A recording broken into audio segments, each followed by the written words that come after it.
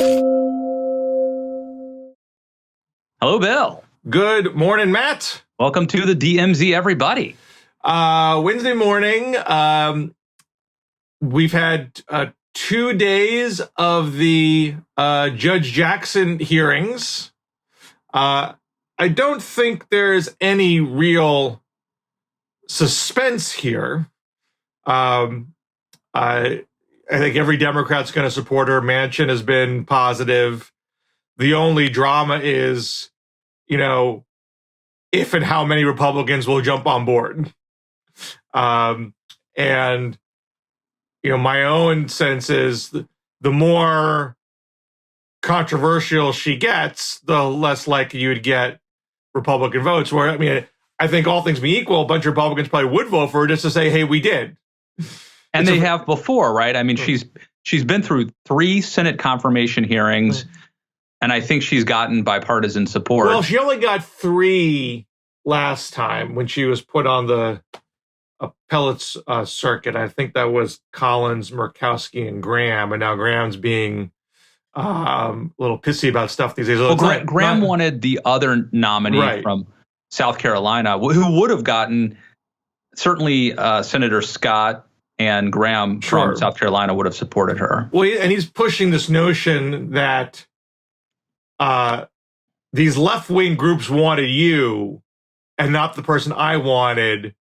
And that makes me wonder what they think, you're going to do. And Graham's not an idiot. So I think he knows full well that Jackson is not, bought and paid for by these groups. All sorts of crazy right-wing groups get behind Republican judges. Doesn't mean that they're going to do every last little thing that they say. And he doesn't raise an eyebrow about that. We found that out the hard way, Bill. Yes. Well, exactly. Once you're there, you do what you want. And if you want to worry about what she might do, look at her actual record. Actually, I should correct myself because in the case of Donald Trump, I think that Republican, failure to do what they're told was a good thing. The Republican nominees on the bench did a good job of standing up to Donald Trump, and I think that independence was very healthy. In other cases, I have been unhappy to see the way that they have grown on the bench. Right. But that's the way the system is constructed. That's why you have the lifetime appointment. Yeah, and that is the great thing about them. One of the great things about this country, right? Is that we have these checks and balances, and once you are on the court, you are immune to a certain degree from pressure. What sort of irks me is, I don't believe in being histrionic here, but there has been a years-long, decades-long process of building up a conservative infrastructure to not just encourage a president to pick a bona fide, strict constructionist, but then to give that person air cover once they are nominated. The progressive network on that score pales in comparison. Yeah.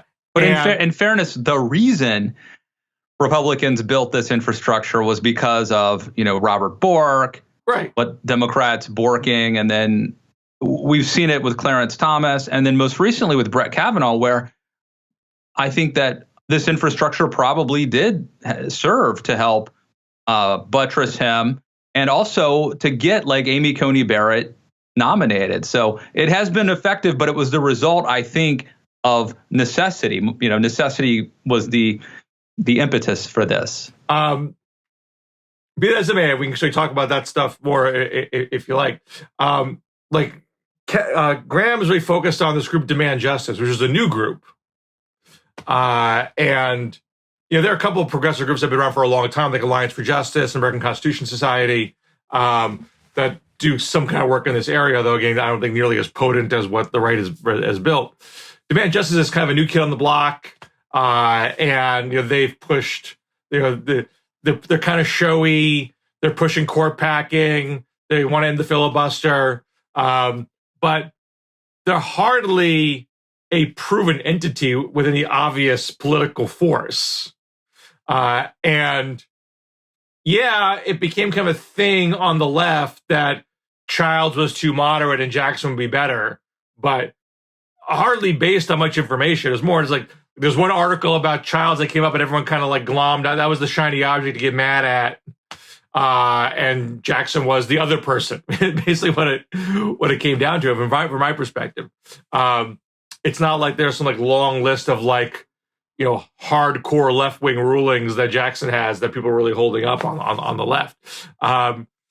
And it's pretty evident that she's going to get confirmed regardless. It's not like she's getting confirmed because Demand Justice has an ad campaign. Like they're not the secret sauce why she's getting in. And for Graham to sort of hold them up to suggest that she is a political pick, I just think he's got to know better. And I think it probably gives Demand Justice like far more. It's like a Barbara Streisand effect. It's going to make them seem a lot bit more of a bigger deal than they actually are.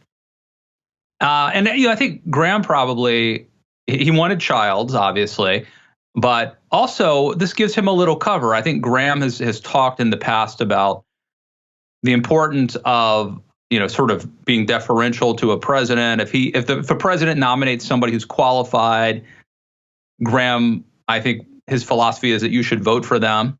But I think that this gives Graham an out, that he can vote against the one thing you could say about Graham up until this point, and maybe again I don't know exactly what he's going to do. He has been consistent on judges, with I think the exception of what he said about he made that one comment. I think it was related to jamming through a nominee, and he flipped left on that. But as far as like his actual votes, he voted for Kagan, he voted for Sotomayor, and he said, elections have consequences. Essentially, you get your judges, we get our judges. Right. He wasn't even the driving force that denied Merrick Garland a vote. And I suspect if Garland got onto the floor, he might well have voted for Garland on that principle, although he's probably happy to not have been put in that position, because he likes being able to say that. Yeah. He likes being able to say, I play fair, you guys are mean, but I play fair. So why throw that away? Why throw that away on a pick who is gonna get confirmed, not gonna upset the ideological balance of the court in any respect, and is a perfectly decent judge with no obvious red flags at all? Why would you go on a big hissy fit for this? I don't get. Well, I just think that the political zeitgeist on the right has changed, obviously, and so Graham needs to be tougher, more oppositional, and this is now an excuse for him to do that. And he'll pick and choose. That way, he gets to be bipartisan when he supports. Wasn't the zeitgeist more fierce under Obama? when you had a risk of actually flipping, from a 5-4 conservative to 5-4 Democrat. But John McCain was alive back then. John McCain was alive, and it's pretty obvious that Lindsey Graham gravitates from like mentor, lodestar to lodestar. And I think as long as McCain was alive, that kind of maverick thing carried the day. But outside of Hawley and Cruz, most Republicans aren't in a lather about Jackson. Yeah. So I just didn't feel like he had to do this for this pick. Well, speaking of Hawley, that was my last Daily Beast piece. My last column was about that. Should we talk about that? Yeah, sure. Okay. So, let me just do, I guess, a quick maybe briefing for those who, I'm guessing most people watching or listening are somewhat familiar with this, but basically last week, Josh Hawley did this sort of Twitter thread where he would talked about how he was very concerned about,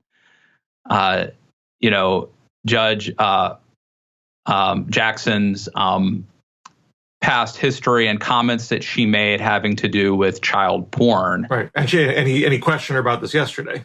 And he did question her about it. And I remember seeing it, and my wife was like, "This seems concerning. What do you?" And I'm like, "Let's wait. Let's just see. This is Josh Hawley. I mean, it looked bad. I got to be honest. He raised some potentially concerning questions.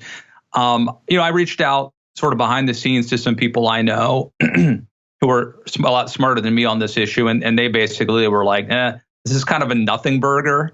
Mm-hmm.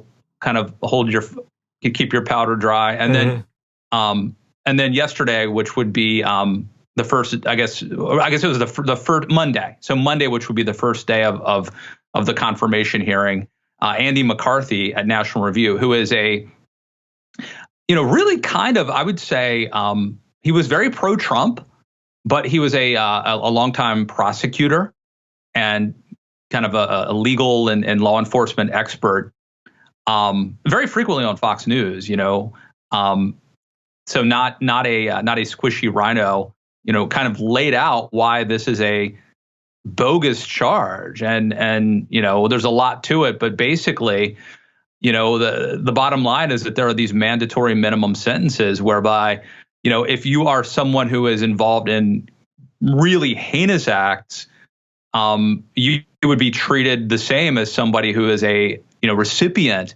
of this obviously horrible material. And there are other distinctions too, right? Like, so an 18-year-old who receives a text from his 17-year-old girlfriend, should that person who has committed a crime be subject to the mandatory minimums the same as someone who is actually engaging in truly disturbing, graphic, heinous behavior, and distributing it widely? And so Judge Jackson, as far as I know, was asking questions about this, which seems to me to be reasonable. And for Josh Hawley to use this issue, it also seems a little bit, coincidental or curious, because, as you know, Bill, there's been a movement on the right in recent years to talk about, remember Pizzagate? There's a QAnon thing, basically accusing liberals, not just progressives, but just mainstream liberals of being involved. Democrats at the highest levels. Child rape, trafficking, and then most recently this bill down in Florida that Governor DeSantis, I guess, supported. Is that right? It's the so-called signing the law, right? Don't Say Gay bill, and some DeSantis's people, or at least one of his people, referred to this as a quote anti-grooming bill, right? And so we've seen an effort on the right to invoke this idea, and now for Hawley to weaponize this against a individual political target seems to be like an evolution of this technique. Now, I'm looking at the McCarthy column in the National Review, where he is, again, a conservative. Judge Jackson's views on this matter are not only mainstream, they are correct in my view. Undoubtedly, Jackson, a progressive who worked as a criminal defense lawyer, is more sympathetic to criminals than I am. If I were a judge, I'm sure I'd impose at least marginally more severe sentences than she has. Contrary to Hawley's suggestion, however, she appears to have followed the guidelines at the low end of the sentencing range, as most judges do. Other than the fact that Congress wanted to look as though it was being tough on porn, there's no good reason for the mandatory minimum in question, and it's unjust in many instances. The law in question imposes a 5-year mandatory minimum prison sentence and a maximum 20-year term on defendants who receive or distribute pornographic images. By contrast, Congress imposes no mandatory minimum for the crime of possessing such images. This makes little sense, since there's often no meaningful difference between a defendant who collects child porn, no mandatory minimum, and one who receives images they tend to distribute but hasn't gotten around to distributing 5-year mandatory minimum. And Andy McCarthy, it should be noted, is he the guy? I think he wrote a book making the case that we should impeach Obama, right? I don't remember. Yeah, he had a book called Faithless Execution, Building the Political Case for Obama's Impeachment. He's not a rhino. He's not a squid. This is a hardcore conservative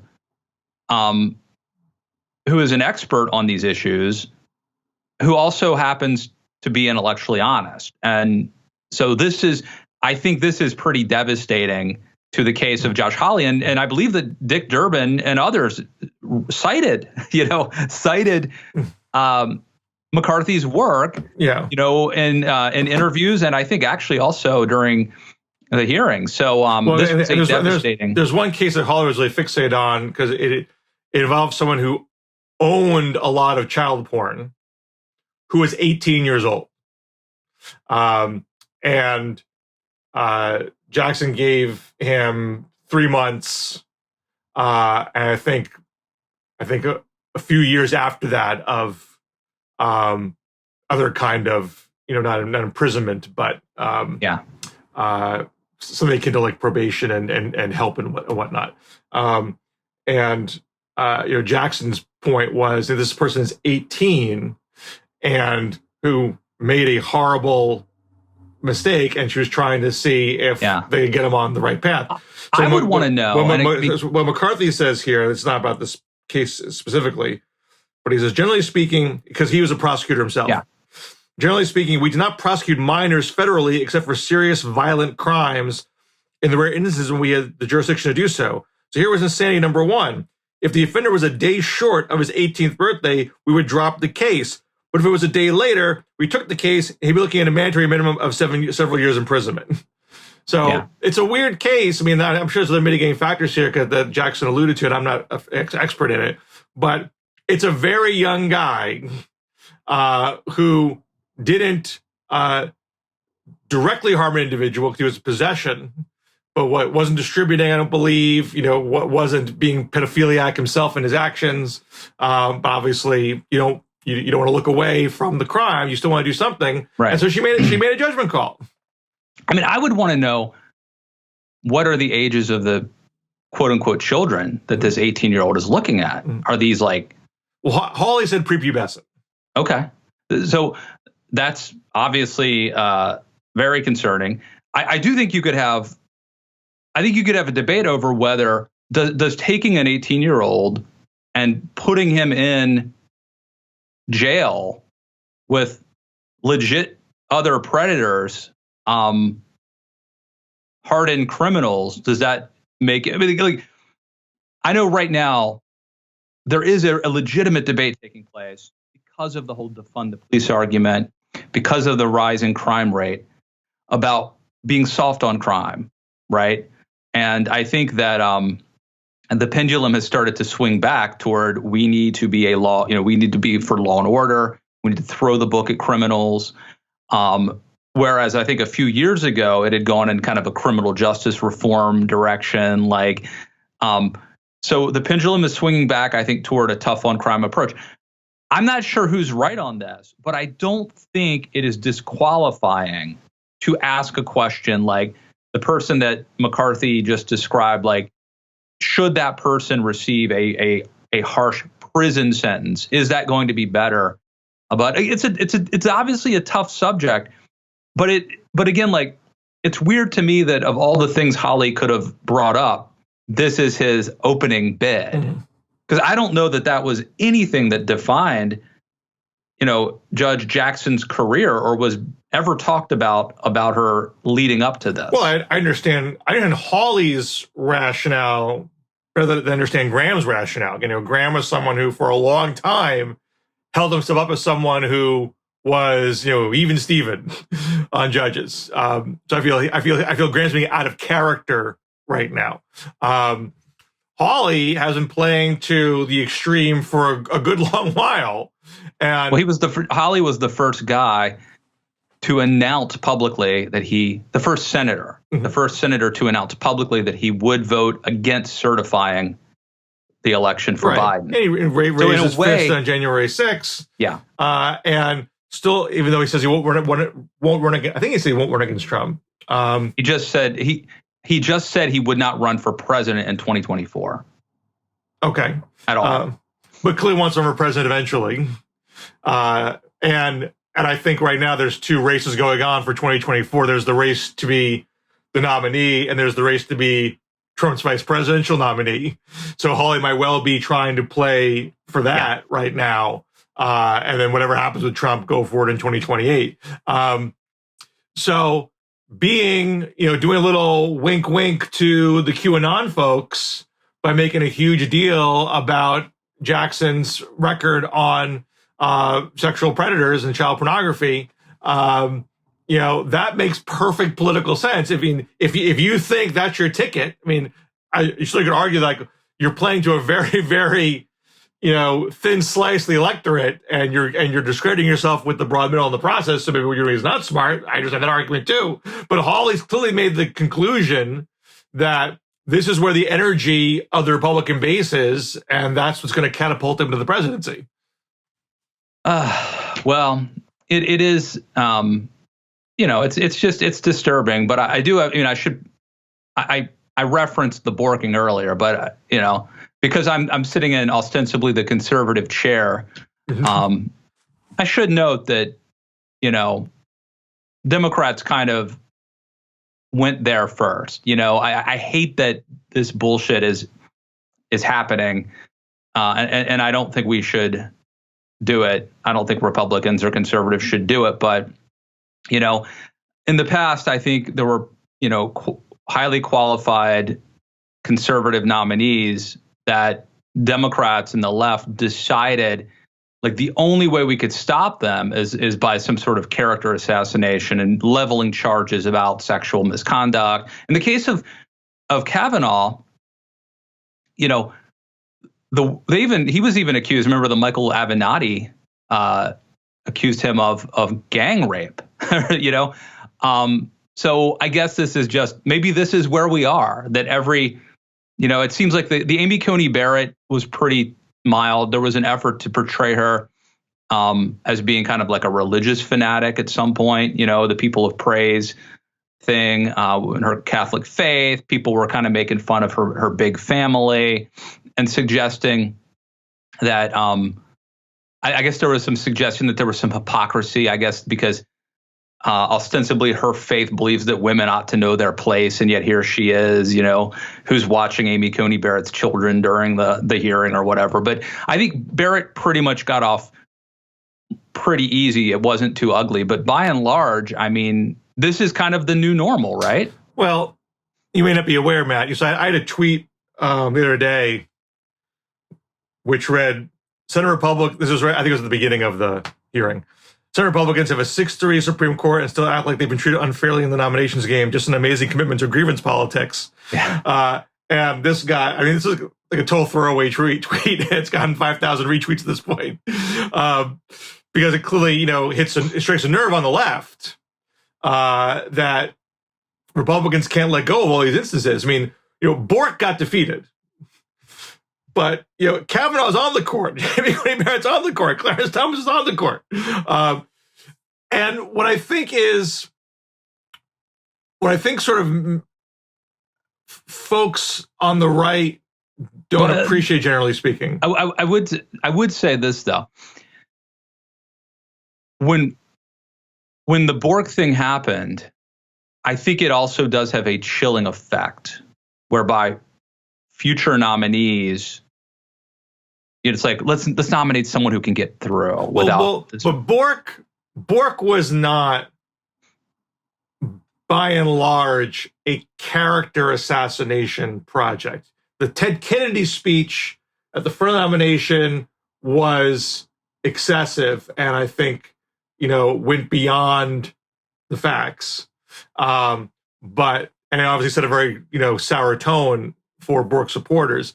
But I think the Biden-led hearings themselves were on the level, and he was defeated, not filibuster, he was defeated on an up or down vote because of his actual record. It was an unusual case because people had not made judicial philosophy a criteria up until that point. And so he was qualified in terms of credentials and resume. And I agree with you that there was a very long ripple effect from that, in that conservatives spent a long time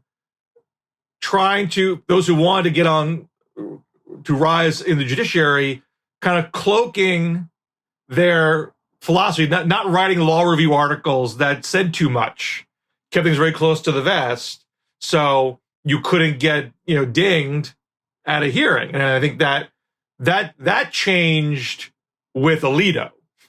That changed when Bush put up Harriet Miers and conservatives said, okay, we're done playing this game.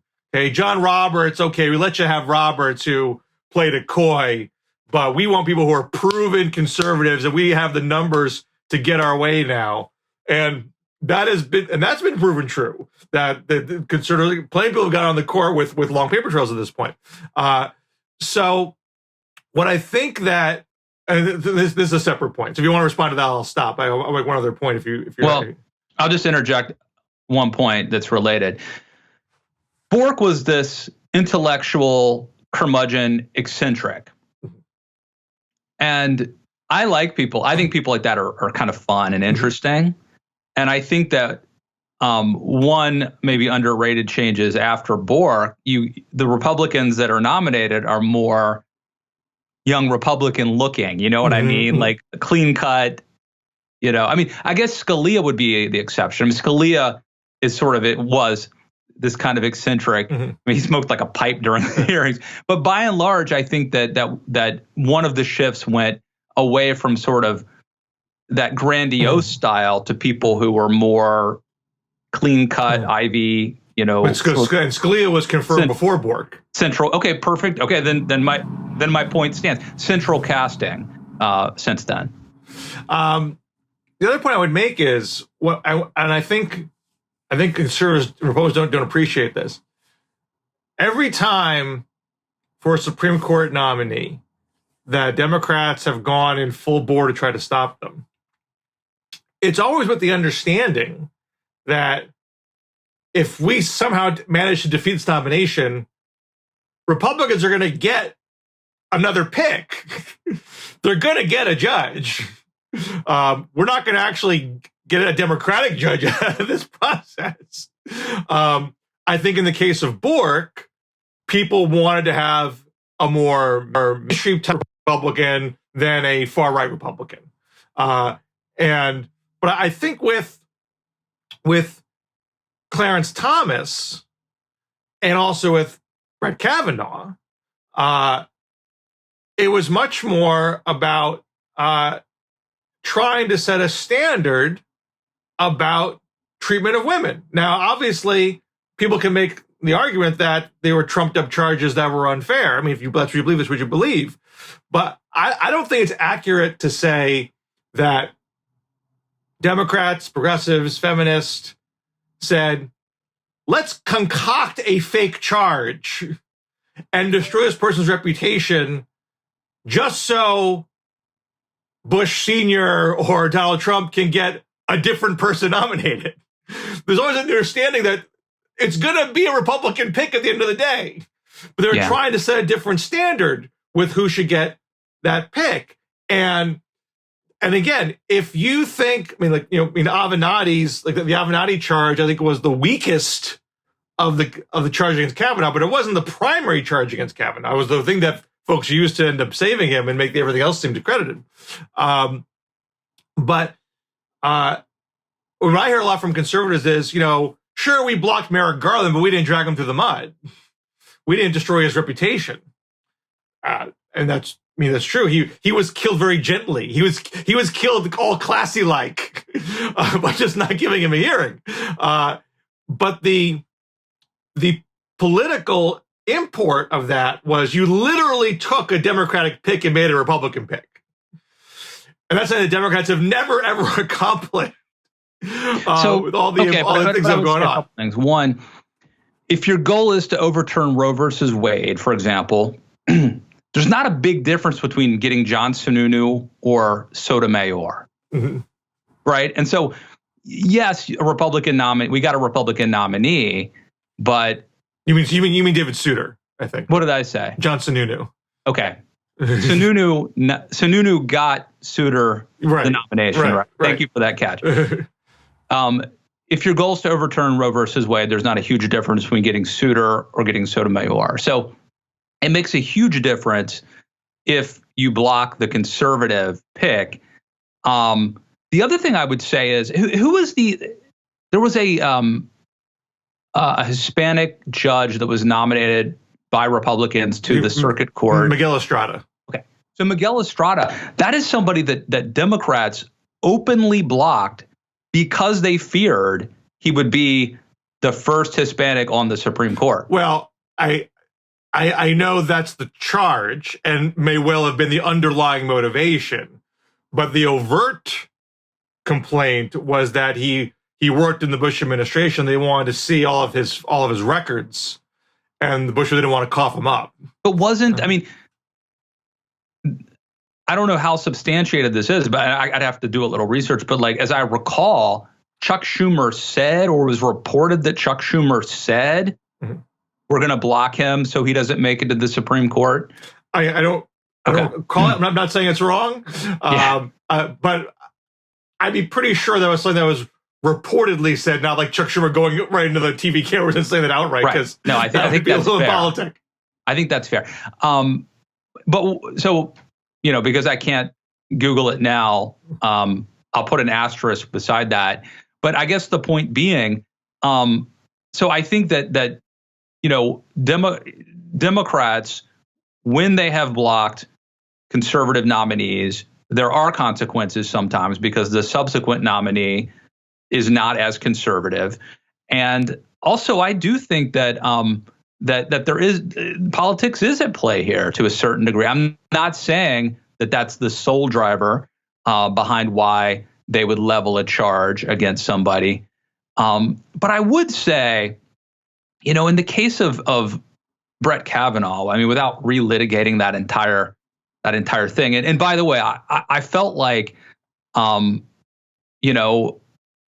I watched the hearing, I felt like the charge, who was the woman who leveled the charge that he like attacked her at a party, or, I can't even remember her name. Christine Ford. Right. Blasey. Yeah. Blasey Ford. Yeah. Right. I mean, honestly, after I heard her testimony, I felt like she at least believes this happened, whether it happened or not. She believes it. And then after I watched Brett Kavanaugh, I felt like, oh, wow, I believe him. So, I mean, I'm not saying that they were crazy to believe her charge or to give her a hearing. But my recollection of that is the hearings were over. And then this charge came out of nowhere. And like, it just seems to me that anytime you want to stop a guy from a big job, a promotion or whatever, you could level a charge like that at the 11th hour and possibly blow the whole thing up. And so anyway, but the Avenatti charge. I understand that concern because it's very hard in the heat of a confirmation hearing, which is roughly time constrained, that you drop a very incendiary charge that can be hard to vet at the last minute. That on the surface looks like dirty pool. Yeah. I don't think. I mean, Ford didn't wait to the last minute. There's a whole backstory about how the thing got out. Obviously, if you're making your allegations well before a nomination occurs, it's going to seem more credible. And people who are suspicious are going to say, "Hey, you only bring this up because the person got nominated. Yeah. This is a political hit." In fairness to Hawley, he says that's why he put it out last week. Right. Because he didn't want, it's not exactly. It's like a year in advance. I mean, she was up for a nomination before he didn't say anything. At least, but it's if he had dropped it the day after the hearings ended, right before the vote, that would have been even less cool. But nevertheless, if you don't like the way that has been conducted, I understand. But even still, Clarence Thomas got past it and has been on the court for decades. In fact, is in the middle of, I would argue, very credible conflict of interest charges involving his wife. And January 6th, still there. Brett Kavanaugh is not only there, but has even voted sometimes, with the liberal justices on occasion. Has even been like a hardcore, reliable vote for conservatives, though, pretty close, but not all the way there. It's not like every time Kavanaugh casts a vote that the charges get recirculated. He's on the court and is having a good career. So like the problem that conservatives are mad about, they have found a way to overcome, and yet they're still mad. And so that's what I have a hard time accepting. Like you have addressed this challenge. You found a way to lock arms and put those charges, stuff them back, down the Democrats' throats and get your people on the court, and yet you're still mad. And why should that have any impact on how you judge Judge Jackson? It doesn't make any sense to me. Look, and I got to go soon. We got to wrap. But I would agree, two wrongs don't make a right. Even if you assume it was a wrong before, you shouldn't, we ought to be better.